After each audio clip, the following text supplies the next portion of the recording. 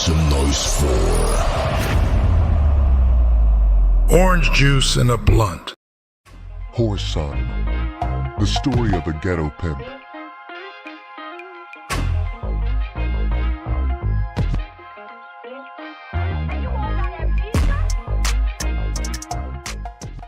Gently, I kissed her cheek. I really liked Stella, but I couldn't allow my emotions to come between me and the bright lights. Playing heavy game was part of nature. I washed up, then came back and picked my money up and took it into the front room. I counted it again. When I finished, I wrote Stella a brief note, trying to say goodbye as gently as possible. This one small act of kindness was ruined for me as I thought of her waking up in the morning alone. When she found out she had lost her one opportunity to satisfy her sex drive, and that one fuck had cost her 20 grand, she would be one mad bitch. As I walked out the front door, uncontrollable laughter escaped from me. Mocking laughter, filled with bitterness and hate. After locking the money in my car trunk, I went back to the motel. I was filled with an intoxicating drug, stronger than drink, more pleasing than drugs, the ripening fruit of greed. If Boots was still at the motel, she would really find out what payback was all about. Boots met me at the door. "Get your bag, whore. I'm ready to ride out." Joy leaped in her eyes. She ran back in the room and came out with her bags and mine. I peeled rubber as I left the motel parking lot. Life was beginning to look sweeter and sweeter. I drove out to the city limits and pulled up in an all-night gas station to get the tank filled. While waiting, I made a phone call to Tony. One of his girls answered the phone. "Honey, I said he was taking a bath, and I don't think he wants to be disturbed." Her voice was low and polite. "Bitch!" I snarled into the receiver.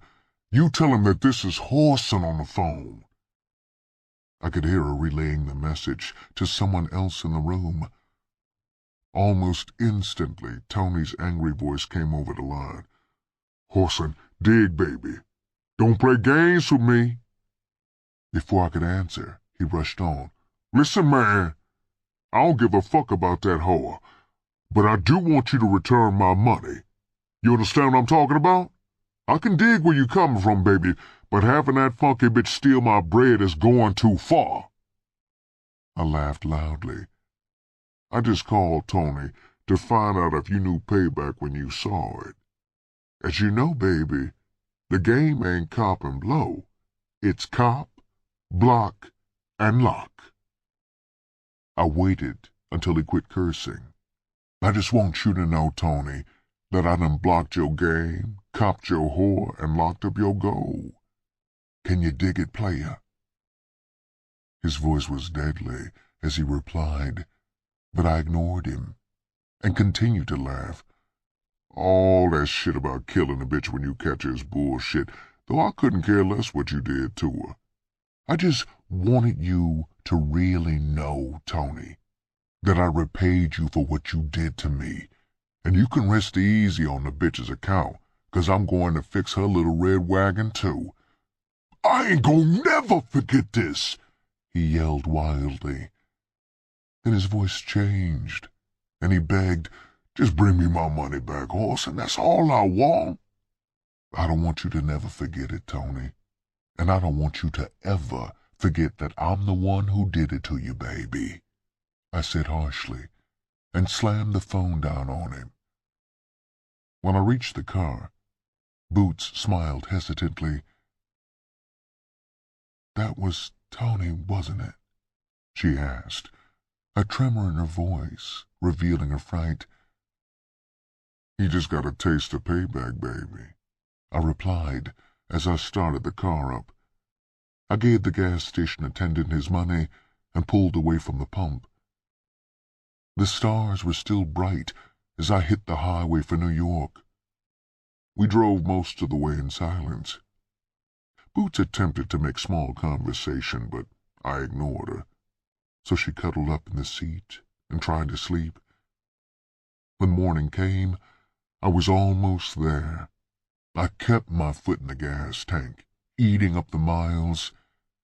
It was noon when I finally reached New York. As soon as I got past the city limits and off the freeway, I pulled over to the curb. Boots stared at me in surprise when I stopped. "This is the end of the road for you, bitch," I stated brutally. For a brief second, she just stared at me, too dumbfounded to understand what I meant. "What you mean? What you talking about, Daddy?" She stared around at the unfamiliar city. "Honey, you don't expect me to get out here?" Her features were frozen with disbelief. She stared more closely to see if I were joking. "Whoreson, you wouldn't do this to me, would you?" For an answer, I reached across her and opened the door. "It ain't about nothing, bitch," I replied. "Just a little payback." She shook her head mutely. She fumbled with her tiny purse and held it under my nose. "I ain't got a penny, Whoreson. I gave you every penny I had in this world, man." Her eyes filled with tears.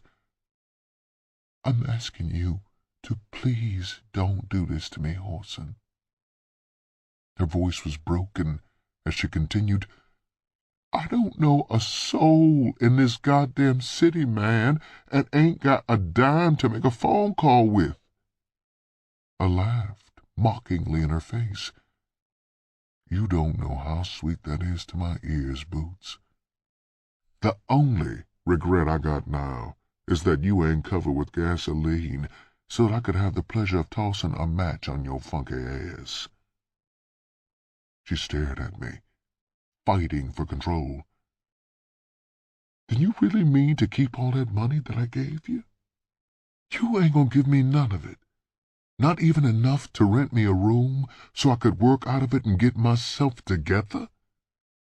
Her voice was beginning to get firmer, to take on a frosty chill I should have paid heed to. "A room?" I laughed. "Bitch, if you could buy a house for 1 nickel and had to get it from me, you wouldn't have enough to buy the doorknob on the back door." She didn't bother to answer. She reached over the seat and got her bags. She tossed them out on the ground, then leaned over and spit. Before I could react, she jumped out of the car. I removed my pocket handkerchief and wiped my face. As far as I was concerned, I had come out on top. I watched her in my mirror as I pulled away, standing on the curb, staring after me, her hands on her hips, until I lost her from sight.